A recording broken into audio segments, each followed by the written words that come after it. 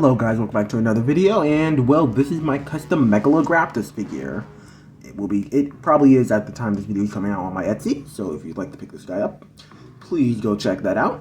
Anyways, let's take a closer look. There's not too much to this figure, kind of just a simple mold.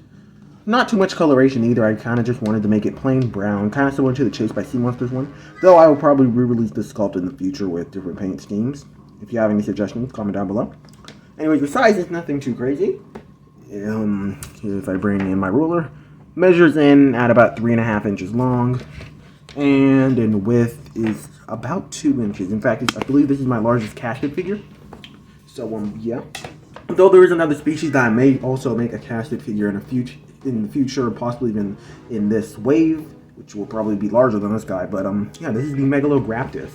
Now to compare it to some things, first here is a Mattel human figure, which I might actually need to stand this up to compare it to, but it's about the same length. Here's a better comparison of it with a Mattel human figure, which you can see is actually quite large, and also something that I guess you can consider it an action feature, even though it's not really too much of an action feature. The mouth, like the kind of claws right here, or grabbers or arms, you can actually kind of move enough to actually grab onto a Mattel figure's arm.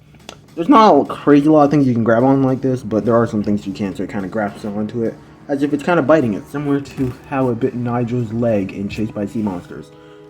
Honestly, there's a boot on this figure, so it probably won't work, but if I got another Mattel human that actually didn't have like that, just regular shoes on it, would probably be able to grab onto that as well. So yeah, next, here's it compared with some other Eurypterids I've released so far. First we have the Eurypterus.